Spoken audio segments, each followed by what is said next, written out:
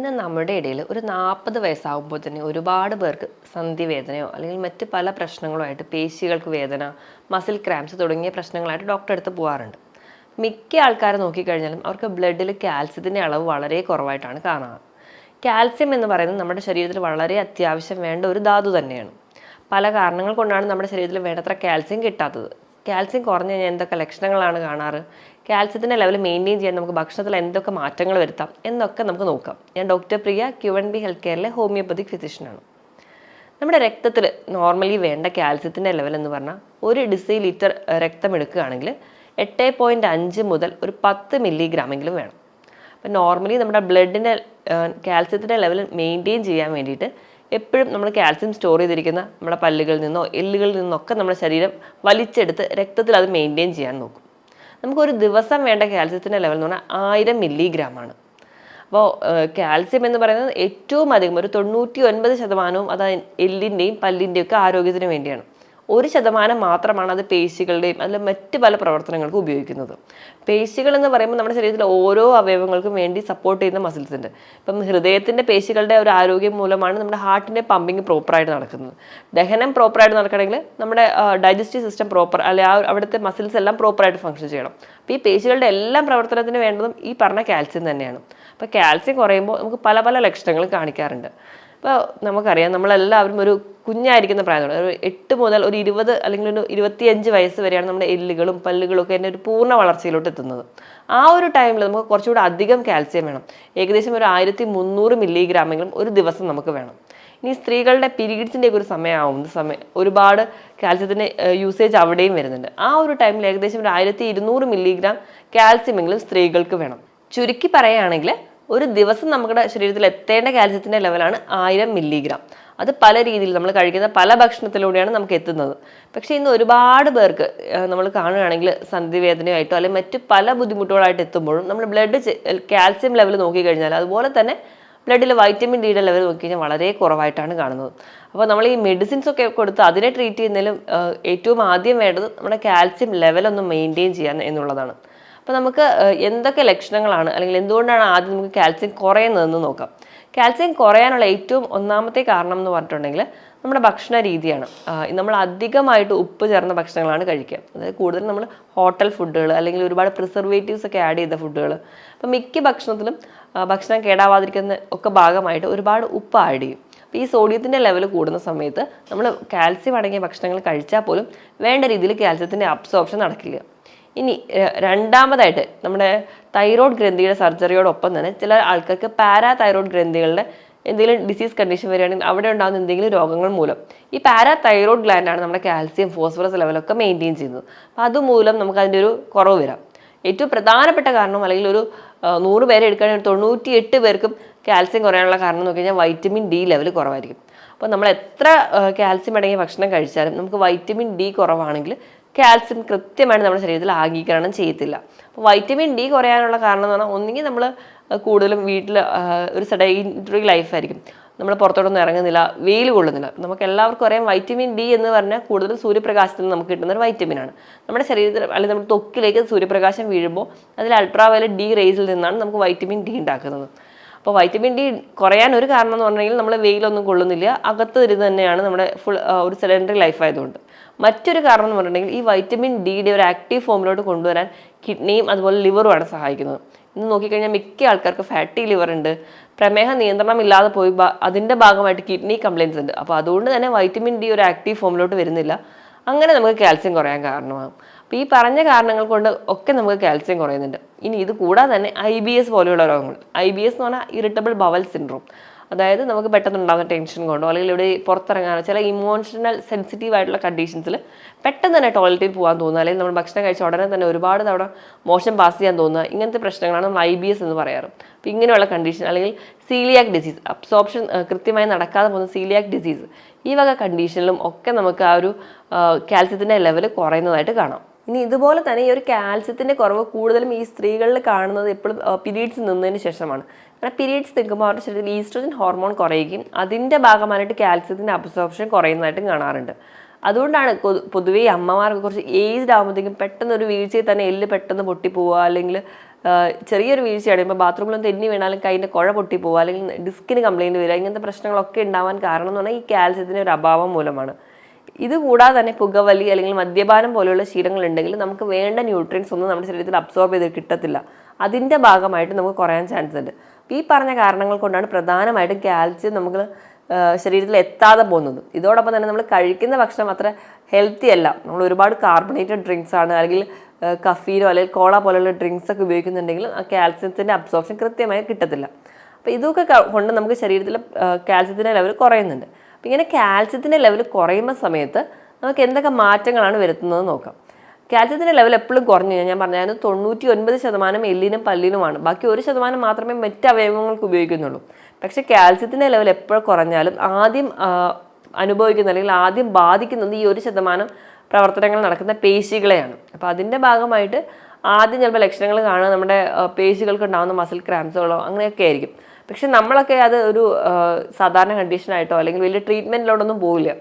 അങ്ങനെ കാൽസ്യത്തിൻ്റെ ലെവൽ കുറഞ്ഞുകൊണ്ടിരിക്കും തോറും അത് നമ്മുടെ പല്ലുകളെയും ബാധിക്കും. അപ്പോഴായിരിക്കും ചിലപ്പോൾ നമ്മളൊരു മെഡിക്കൽ ട്രീറ്റ്മെൻറ്റിനോ അല്ലെങ്കിൽ ഒരു ഡോക്ടറുടെ കൺസൾട്ടേഷനോ പോവുക.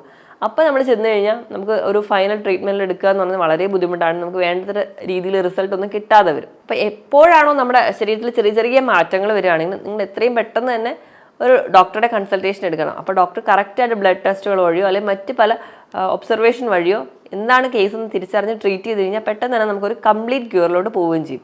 ഇനി കാൽസ്യം കുറഞ്ഞു കഴിഞ്ഞാൽ എന്തൊക്കെ ലക്ഷണങ്ങളാണ് കാണിക്കുന്നത് നോക്കാം. ഏറ്റവും ആദ്യം നോക്കുകയാണെങ്കിൽ നമ്മൾ കുട്ടികളുടെ കേസ് എടുക്കുകയാണെങ്കിൽ കുട്ടികൾ പൊതുവേ പറയാറുണ്ട്, സ്കൂളിലൊക്കെ പോയി വൈകുന്നേരം വീട്ടിൽ തിരിച്ചെത്തി കഴിഞ്ഞാൽ കാൽമുട്ടിൻ്റെ മുകളിലായിട്ട് അവർക്ക് ഭയങ്കര കാല് വേദന, കാല് കഴപ്പ്. പഠിക്കാനൊക്കെ ഇരിക്കുമ്പോൾ നമ്മൾ കരുതും പഠിക്കാനുള്ള മടി കൊണ്ടാണ് അവർ പറയുന്നത്. ചിലപ്പോൾ അവർക്ക് കാൽസ്യം ലെവൽ കുറയുന്നത് കൊണ്ടോ അല്ലെങ്കിൽ കാൽസ്യത്തിൻ്റെ ഒരു കുറവ് മൂലമായിരിക്കും അവർക്ക് കാലിന് വേദന അല്ലെങ്കിൽ കാല് കഴപ്പ് പോലെയുള്ള ബുദ്ധിമുട്ടുകളൊക്കെ പറയുന്നത്. ഈ മുതിർന്നവരുടെ കേസ് എടുക്കുമ്പോൾ തന്നെ അവർക്കും ഈ പറഞ്ഞ രീതിയിൽ കാലിൻ്റെ മുട്ടിന് വേദന, കഴപ്പ് തുടങ്ങിയ പ്രശ്നങ്ങളുണ്ടാവും. ഈ മസിൽസിൻ്റെ ഒരു ക്രാംസ് വളരെ കൂടുതലായിട്ട് കാണാറുണ്ട്. ഇപ്പോൾ രാത്രി കിടക്കുന്ന സമയത്ത് കിടക്കുന്നവരവർക്ക് കുഴപ്പമുണ്ടാവില്ല, ഒരു ഉറക്കത്തിനൊരു പകുതി എത്തുമ്പോഴായിരിക്കും പെട്ടെന്ന് മസിലിൽ ഒരു കോച്ചിപ്പിടുത്തുണ്ടാവുക. അപ്പോൾ അവർ കാറിക്കൊണ്ടായിരിക്കും ചിലപ്പോൾ ആ ഒരു ക്രാംസിൻ്റെ വേദന അത്ര കഠിനമായതുകൊണ്ട് തന്നെ അവർ കരച്ചിലൂടെ ആയിരിക്കും ചിലപ്പോൾ എണീക്കുക. അപ്പോൾ എണീറ്റ് അടുത്തിരിക്കുന്ന ഒരാൾ വന്ന് മസാജ് ചെയ്ത് കൊടുത്താൽ മാത്രമേ അവർക്ക് കാൽ അനക്കാൻ പോലും പറ്റുള്ളൂ. അത്ര രീതിയിൽ ഉണ്ടാകുന്ന മസിൽ ക്രാംസ് ഉണ്ടാവാറുണ്ട്. ഉറക്കം ഡിസ്റ്റർബ്ഡ് ആയിരിക്കും. ചില ആൾക്കാരിൽ എന്ന് പറഞ്ഞാൽ ഉറക്കം കുറവായിട്ട് പറയാറുണ്ട്. ചില ആൾക്കാർ എന്ന് പറഞ്ഞാൽ കിടന്നാൽ ഉറക്കം കിട്ടില്ല, അല്ലെങ്കിൽ ഒന്ന് ഉറങ്ങി എണീറ്റാൽ പിന്നെ ഉറക്കം കിട്ടില്ല എന്ന് പറയുന്ന മിക്ക ആൾക്കാർക്കും കാൽസ്യം ലെവൽ കുറവായിരിക്കും. അതുപോലെ തന്നെ മുടി കൊഴിച്ചിൽ, ആ ഒരു കേസിൽ ഇപ്പം മിക്ക ആൾക്കാരും കംപ്ലയിൻറ്റ് ചെയ്യുന്നതാണ് മുടി കൊഴിച്ചിൽ. ഒരുപാട് കാണുന്ന മുടി കൊഴിച്ചിലിൻ്റെ ഒരു പ്രധാന കാരണം എന്ന് പറഞ്ഞാൽ കാൽസ്യം ലെവൽ കുറവാണ്. അപ്പോൾ നമ്മൾ മുടി കൊഴിച്ചിലിനൊക്കെ ഒരുപാട് എക്സ്റ്റേണലി പല ഓയിലോ അല്ലെങ്കിൽ പല ക്രീമൊക്കെ മാറി മാറി ഉപയോഗിക്കുന്നുണ്ടെങ്കിൽ കംപ്ലീറ്റ് റിസൾട്ട് കിട്ടാത്തതിന് ഒരു കാരണം ഇതാണ്. ഇത് കൂടാതെ തന്നെ രക്തക്കുറവ് അല്ലെങ്കിൽ വൈറ്റമിൻ ഡി ലെവൽ കുറഞ്ഞവരിലൊക്കെ ഈ മുടി കൊഴിച്ചിൽ കണ്ടിന്യൂസ് ആയിട്ട് നിൽക്കുന്നത് കാണാം. അപ്പം വിട്ട് മാറാതെ ഇങ്ങനെ മുടി കൊഴിച്ചിലൊക്കെ നിൽക്കുന്നുണ്ടെങ്കിൽ നിങ്ങൾ ഒന്നെങ്കിൽ കാൽസ്യത്തിൻ്റെ ലെവൽ അല്ലെങ്കിൽ അയണിൻ്റെ ലെവൽ അല്ലെങ്കിൽ വൈറ്റമിൻ ഡിയുടെ ബ്ലഡിലുള്ള ലെവലൊന്ന് നോക്കുക. അപ്പം ഈ ഒരു ലെവൽ കുറവാണെങ്കിൽ നമ്മൾ ആദ്യം ഇതിനൊരു സൊല്യൂഷൻ കണ്ടുപിടിക്കുകയാണെങ്കിൽ മറ്റ് എക്സ്റ്റേണൽ ആപ്ലിക്കേഷൻ ഒന്നുമില്ലാതെ മുടി കൊഴിച്ചിൽ നമുക്ക് കംപ്ലീറ്റ് ആയിട്ട് മാറ്റാൻ പറ്റും. ഇതോടൊപ്പം തന്നെ അവർക്ക് ഭയങ്കര കാലുവേദന അല്ലെങ്കിൽ കാലിൻ്റെ മസിലുകൾക്ക് വേദന, ചെറിയ ഒരു മൂവ്മെൻറ്റ് പോലും അവർക്ക് ഭയങ്കര പെയിൻഫുൾ ആയിട്ട് പറയാം. എപ്പോഴും ഭയങ്കര ക്ഷീണമാണ്, ജോലിയൊന്നും ചെയ്യാൻ ഒരു താല്പര്യമില്ല, ഒരു ഉന്മേഷക്കുറവ് പേഷ്യൻസ് പറയും. അതുപോലെ തന്നെ അവരുടെ പല്ലുകൾ പെട്ടെന്ന് അടർന്നു പോരുക അല്ലെങ്കിൽ പല്ലുകൾക്ക് കേടുണ്ടാവുക, പല്ലുകൾ പൊട്ടിപ്പോവുക, ഈ ഒരു കണ്ടീഷൻസ് കൂടെ കാണാറുണ്ട്. അതിനോടൊപ്പം തന്നെ അവർ പറയുന്നത് നഖം പെട്ടെന്ന് ഒരു ഡ്രൈ ആയിട്ട് അത് പെട്ടെന്ന് പൊട്ടിപ്പോവുക അല്ലെങ്കിൽ ഒടിഞ്ഞു പോകുന്ന പോലെയുള്ള കാര്യങ്ങൾ കാണിക്കാറുണ്ട്. സ്കിന്നിൻ്റെ കേസ് എടുക്കുകയാണെങ്കിൽ സ്കിന്ന് ഭയങ്കര ഡ്രൈ സ്കിന്നാവും, സോറിയാസിസ്, എക്സിമ പോലെയുള്ള കണ്ടീഷൻസ് ആയിട്ട് നിൽക്കുന്നതാണ്. നമ്മുടെ ഇമ്മ്യൂണിറ്റിയിൽ തന്നെ ഒരു പരിധി വരെ വൈറ്റമിൻ ഡിയും കാൽസ്യം ഒക്കെ സപ്പോർട്ട് ചെയ്യുന്നുണ്ട്. അതുകൊണ്ട് തന്നെ ഇപ്പോഴും വിട്ടുമാറാതെ നിൽക്കുന്ന ഇൻഫെക്ഷൻസ് ഒക്കെ ഉണ്ടാവുന്നത് ഒക്കെ നമ്മൾ നോക്കുകയാണെങ്കിലും ഒരു പരിധി വരെ കാൽസ്യത്തിൻ്റെ ലെവലും അവർക്ക് വളരെ കുറവായിരിക്കും. അപ്പോൾ ഈ പറഞ്ഞ ലക്ഷണങ്ങളൊക്കെയാണ് കൂടുതലും കാൽസ്യം കുറയുമ്പോൾ നമ്മുടെ ശരീരത്തിൽ കാണാറുള്ളത്. അപ്പോൾ നമുക്ക് നല്ല പോലെ ക്ഷീണമാണ് അല്ലെങ്കിൽ ഈ മുടി കൊഴിച്ചിലൊക്കെ ഉണ്ടെങ്കിൽ നമ്മളൊരു ഡോക്ടറെ കാണിക്കുകയാണ് ഏറ്റവും ആദ്യം തന്നെ വേണ്ടത്. അപ്പോൾ നമുക്ക് ബ്ലഡ് കാൽസ്യം ലെവൽ നോക്കും. ബ്ലഡ് കാൽസ്യം ലെവൽ ഞാൻ പറഞ്ഞ പോലെ ആദ്യം 8.5 മുതൽ 10 ഇടയിലെങ്കിലും വേണം. ഈ പറഞ്ഞ ലക്ഷണത്തിനോടൊപ്പം തന്നെ നമുക്ക് ഈ കാൽസ്യം കുറഞ്ഞ ആൾക്കാരിൽ ചില മൂഡ് സ്വിങ്സ് കാണിക്കാറുണ്ട്. അവർക്ക് ഭയങ്കര വിഷാദം അല്ലെങ്കിൽ ഒരു ഡിപ്രഷൻ കണ്ടീഷൻ കാണിക്കാറുണ്ട്. അതുപോലെ തന്നെ ചില സമയത്ത് ഭയങ്കര ഹാപ്പി ആയിരിക്കും, ഉടൻ തന്നെ ഭയങ്കര ദേഷ്യം, സങ്കടം പോലെയുള്ള മൂഡ് സ്വിങ്സ് കൂടുതലായിട്ട് കാണിക്കാറുണ്ട്. ഈ ദേഷ്യമൊക്കെ കൂടുതലായിട്ട് കാണുന്നത് പല ആൾക്കാരിലും കാൽസ്യം ലെവൽ കുറവായിരിക്കും.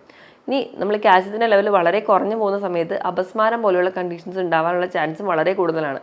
ഓസ്റ്റിയോപോറോസിസ് അല്ലെങ്കിൽ എല്ലുകൾ പെട്ടെന്ന് പൊടിഞ്ഞു പോകുന്ന കണ്ടീഷൻസ് ഒക്കെ കൂടുതലായിട്ട് കാണുന്നവരും ഈ കാൽസ്യത്തിൻ്റെ ലെവൽ കുറവായിരിക്കും. അപ്പോൾ ബാത്റൂമിലൊക്കെ തെന്നി വീഴുകയാണെങ്കിലോ അല്ലെങ്കിൽ ഡിസ്കിന് കൂടുതൽ കംപ്ലയിൻ്റ് ഒക്കെ ഉള്ള ആൾക്കാർ നമ്മൾ ആ ഒരു നടുവേദനയ്ക്ക് കുറേ ഓയിലോ അല്ലെങ്കിൽ മസാജോ ചെയ്യുന്നതിന് പകരം കാൽസ്യം ലെവൽ നോക്കേണ്ട അത്യാവശ്യമാണ്.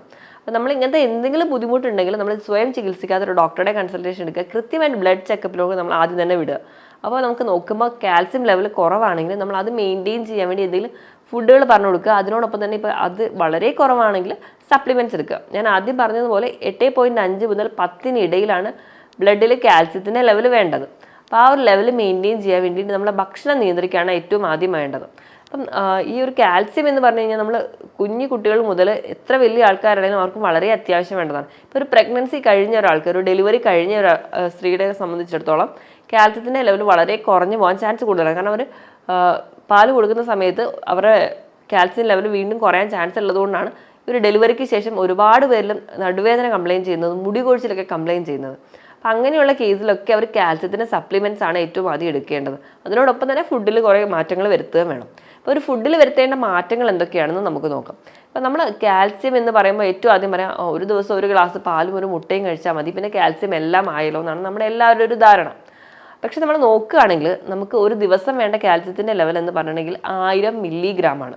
നമ്മൾ ഒരു ഗ്ലാസ് പാല് കുടിച്ചു കഴിഞ്ഞാൽ 100 മില്ലിഗ്രാം മാത്രമേ നമുക്ക് ഒരു കാൽസ്യം നമുക്ക് വേണ്ടത് കിട്ടുള്ളൂ. അപ്പോൾ നമുക്കറിയാം, നമുക്ക് കിട്ടുന്ന പാലിൽ ഒരുപാട് വെള്ളമുണ്ട്, അതുപോലെ തന്നെ പല അഡൾട്രൻസും ആഡ് ചെയ്തതാണ്. അപ്പോൾ നമുക്ക് വേണ്ട രീതിയിലൊന്നും കാൽസ്യം കിട്ടത്തില്ല. അപ്പോൾ നമുക്ക് കൃത്യമായിട്ടൊരു കാൽസ്യം കിട്ടണമെങ്കിൽ ഏകദേശം 1 മുതൽ 1.5 ലിറ്ററോളം നമ്മൾ പാൽ കുടിക്കണം. അത് അത്ര പോസിബിൾ അല്ലാത്തതുകൊണ്ട് അപ്പോൾ കാൽസ്യത്തിന് കിട്ടാൻ വേണ്ടി പാലും മുട്ടയും മാത്രം പോരാ. ഒരു മുട്ട കഴിക്കുകയാണെങ്കിൽ തന്നെ ഒരു മുട്ടയിൽ നിന്ന് ഏകദേശം 50 മില്ലിഗ്രാം മാത്രമേ കാൽസ്യം കിട്ടുള്ളൂ.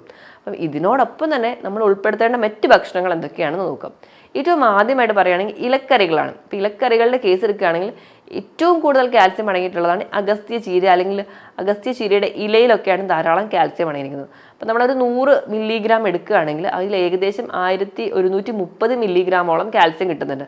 അപ്പം നമ്മൾ ഇലക്കറികൾ മാക്സിമം ഉൾപ്പെടുത്തുക, അതാണ് ഏറ്റവും ആദ്യം കാൽസ്യം കിട്ടാൻ വേണ്ടി വേണ്ടത്. അപ്പോൾ ഇതുപോലെ തന്നെ നമുക്ക് തഴുതാമയുടെ ഇല, അല്ലെങ്കിൽ സ്വർണ്ണ ചീര, പൊന്നാങ്കണ്ണി ചീര, ഇവയൊക്കെ നമുക്ക് കഴിക്കാവുന്നതാണ് ഭക്ഷണത്തിന് ഒപ്പം തന്നെ. അപ്പോൾ നമുക്ക് തോരൻ വെച്ച് കഴിക്കുന്ന സമയത്തൊക്കെ നമുക്ക് ധാരാളം കാൽസ്യം കിട്ടും. ഇതുപോലെ തന്നെ നമ്മുടെ നാട്ടിലേക്കുള്ള മുരിങ്ങയില, ചീരയില. ഇപ്പോൾ ചീരയുടെ ഒരു കേസ് എടുക്കുമ്പോൾ ഒരുപാട് ചീര കഴിക്കുകയാണെങ്കിൽ അതിൽ ഓക്സലേറ്റ് അടങ്ങിയിട്ടുള്ളതുകൊണ്ട് കിഡ്നി സ്റ്റോണൊക്കെ ഉണ്ടാവാൻ ചാൻസ് ഉള്ളവർക്ക് അത് ദോഷം ചെയ്യും. കാരണം ഓക്സലേറ്റ് അധികം അടങ്ങിയിട്ടുള്ളതുകൊണ്ട് കാൽസ്യത്തിൻ്റെ അബ്സോർപ്ഷൻ അവിടെ കുറച്ച് കുറയുന്നുണ്ട്. അതുകൊണ്ട് നമ്മുടെ സാധാരണ പച്ച ചീരയിൽക്കാളും മറ്റ് പല ഇലക്കറികളിലാണ് കൂടുതലായിട്ട് നമുക്ക് കാൽസ്യം കിട്ടുന്നത്. ഇപ്പോൾ നമ്മൾ നോക്കുകയാണെങ്കിൽ നമ്മുടെ വീട്ടിലൊക്കെ കറിവേപ്പില നമ്മൾ എല്ലാ കറിയിലും ആഡ് ചെയ്യുന്നുണ്ടെങ്കിലും നമ്മളത് ആരും കഴിക്കാൻ താല്പര്യപ്പെടാറില്ല. നമ്മളത് എടുത്ത് പുറത്ത് കളയുകയാണ് ചെയ്യുക. അപ്പോൾ ദിവസവും ഈ പാലും മുട്ടയും മാത്രം കഴിച്ചുകൊണ്ട് നമുക്ക് വേണ്ട കാൽസ്യം കിട്ടുന്നില്ല. അപ്പോൾ അതിനോടൊപ്പം തന്നെ നമ്മൾ ഇലക്കറികൾ ധാരാളമായി കഴിക്കുകയാണെങ്കിൽ നമുക്ക് വേണ്ട കാൽസ്യം ഒരുവിധമൊക്കെ കിട്ടുന്നുണ്ട്. അപ്പോൾ ഇലക്കറികളുടെ കേസ് എടുക്കുകയാണെങ്കിൽ ഏറ്റവും അധികം കാൽസ്യം അടങ്ങിയിട്ടുള്ളത് അഗസ്ത്യ ചീര, അല്ലെങ്കിൽ അഗസ്ത്യ ചീരയുടെ ഇലയായാലും പൂവായാലും ധാരാളം കാൽസ്യം അടങ്ങിയിട്ടുണ്ട്. നമ്മളൊരു 100 ഗ്രാമാണ് അഗസ്ത്യ ചീര എടുക്കുന്നതെങ്കിൽ അതിൽ ഏകദേശം 1130 മില്ലിഗ്രാം എങ്കിലും കാൽസ്യം അടങ്ങിയിട്ടുണ്ട്. അപ്പം നമുക്ക് വേണ്ട അത്യാവശ്യം കാൽസ്യം കിട്ടുന്നുണ്ട്. ഇനി ഇതുപോലെ തന്നെ നമുക്ക് കറി വെച്ച് കഴിക്കാവുന്നതാണ് പൊന്നാങ്കണ്ണി ചീര, അല്ലെങ്കിൽ സ്വർണ്ണ ചീര, ഇവയൊക്കെ ധാരാളം കാൽസ്യം അടങ്ങിയിട്ടുണ്ട്.